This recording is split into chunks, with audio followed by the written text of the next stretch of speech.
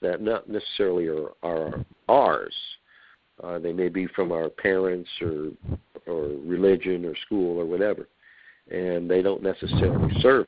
And then the other aspect of that was hypnotherapy was a great tool to access previous lifetimes for people. And I later found out you could even go the other way and do future lifetimes. Yeah, that makes sense.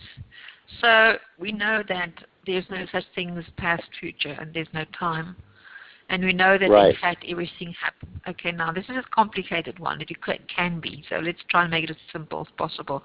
We know that there's only now.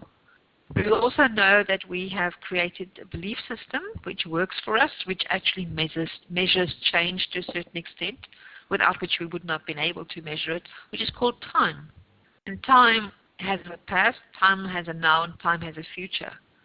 How would you explain to a client, or do you explain to a client at all, that there is a bigger picture about lifetimes, where lifetimes actually happen all at the same time?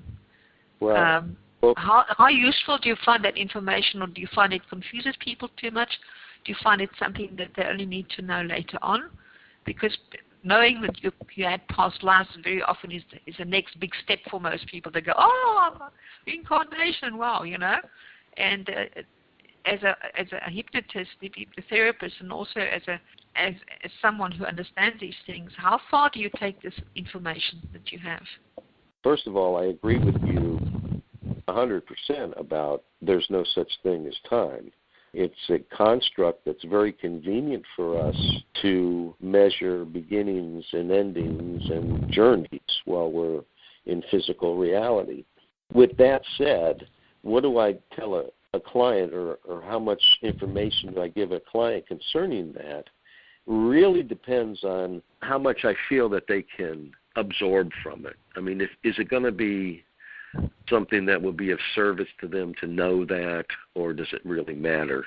Because it's like when The Secret movie came out. I mean, there's just so much about the law of attraction that's not mentioned there, and it's almost like it was tailor-made for people that are just kind of opening their eyes.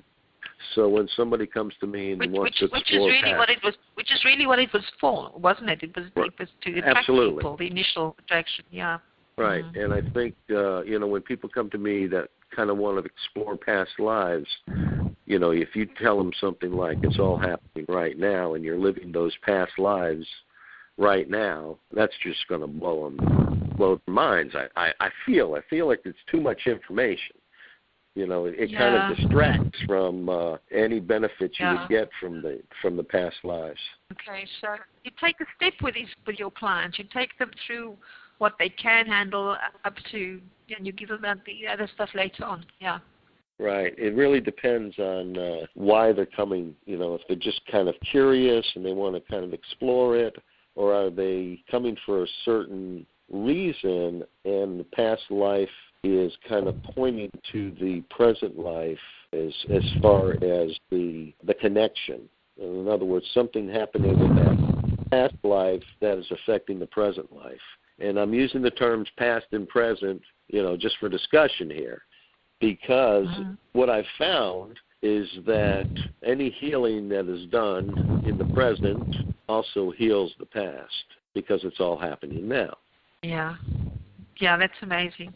How much do you use your therapy? People don't realize how incredibly useful this is, because hypnotism helps you get out of the way. You cannot be hypnotized to think. You cannot be hypnotized to do anything that you don't agree with. So all it really does is it makes it possible for you to build up a relationship with the hypnotist, which in this case will be you, hypnotherapist. Where's the difference? Anyway, and to get out of the way. And people keep on, the kind of questions I keep on getting, and they drive me crazy a lot of the time, is how do I stay in a good feeling place? How do I stay in a good feeling place? And if these people have stuff they have to clear, because, Tom, there are things that need to be cleared. Even if it's an illusion, it's still there. Yeah, It's very much, exactly, it's very much for me like a calculator with a held down 7, you try and work that calculator, and whatever comes up is not going to be the answer. So you've got all this stuff that is impacting on the personality. And no matter what they do, the law of attraction won't work because there's something that's constantly bothering them. Why is it that hypnotherapy is not being used as much as it can, and why? Well, I don't know how much you use it in your daily life, with your real life clients, quote unquote. But we don't see much of you doing it any other way. Is there a reason for this? Okay. Well, wow. Where do I start? Good. I gotcha. What we're talking about is belief systems. When somebody is feeling bad, it's pointing to a belief system that's not serving them. It's a limiting belief. We had talked about this a little bit, Nina, offline. Yeah, we did. About exploring so-called negative emotions. And I've come to believe, and here's that word in quotes here, because reality is a reflection of the beliefs that we hold. The beliefs that we hold cause us to think certain thoughts and feel certain ways. Now, in our study of the law of attraction, we know that the feelings are a really great indication of how connected we are with what we want. And when we're having a bad feeling, it's pointing to a limiting belief that we have. And that's great because now you can say, well, geez, let's explore that limiting belief. And that's the way to use the hypnotherapy there. Because the reason why somebody would have a bad feeling is because they've got a belief system that's not serving them and is not in any way in alignment with what they want. Okay. So that's really an indicator of what we need to work on. So if anyone is interested in being a client, can they just contact you for this? Do you still do this? Yeah, I do it either in my office or online with Skype or over the phone. People think, well, geez, how can you be hypnotized over the phone? It's really very easy. You can. And yeah, they can just go to my website and contact me there, or my email is borntomanifest@gmail.com. Okay, well, Lisa's just said to me that she keeps on getting bumped off, so it's a good thing that my internet's working for a change. Anyone else who's on the call would like to ask Tom a question or so? It's very quiet. I'm actually gathering information. I must have answered everything. Yeah, I think you have. I think you have. You've got a problem here. Well, how often has this happened to you before that all the questions get answered and people go, okay, fine, maybe get some tea. That's right. Yeah. Okay. There's Rick Shields who's on the call. Said to me he wants to ask a question, so I'm going to step aside for him. Hi, Rick. How are you doing? Lovely. Wonderful. Hi, Tom. Hi, Rick.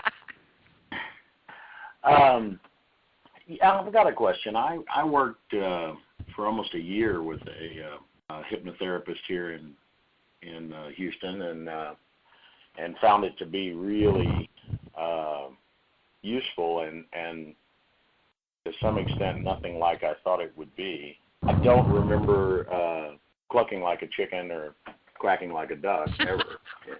Right. And well, you won't remember, will you? It was well, there were some times I didn't remember, and there's some times that I sort of did remember. I don't know, the hypnotic state's almost kind of like a dream. You remember it pretty well right at first, and then it kind of goes in there and wherever it goes. It can be a great way to overcome some of the things you were talking about. What would you say to somebody that maybe has some spots they're stuck and has thought about it, but is a little bit worried about some of these classic fallacies about hypnosis? Okay, well, first of all, you're not going to quack like a duck. You're not going to eat an onion and think it's an apple unless you agree to it on some level. So the hypnotist, their job is to guide you to where you need to go to work with the so-called problem that you have come to see them about. Can I get a little more specific with you, Rick? What are you fearful about? Well, just as an example, in my work there, we identified a spot that I thought I remembered real well, and sort of did, where something traumatic had happened to me at about 5 years old, and I thought I kind of understood the surface of what went on, well, what turned out to be the surface of what went on and what effects it might have had on me. I guess what I would say is it allowed me to take my adult mind and thinking sort of back there to that spot and look at what happened from a totally different point of view than I looked at it in the quote-unquote past. Sure. You looked at it with your adult awareness as opposed to your child awareness. Yes, yeah. And I guess I was trying to bring that forward for folks that, might have a question about it. It's that, to me, the ability to look at something where you maybe made a decision about life or about people or about yourself and decide again or change your mind, so to speak, about something that I wasn't really exactly aware of the decisions I'd made about it and the effects that it had on everything else. Because I found that particularly some of those things that happened when I was younger really punched in a belief that was perhaps not accurate.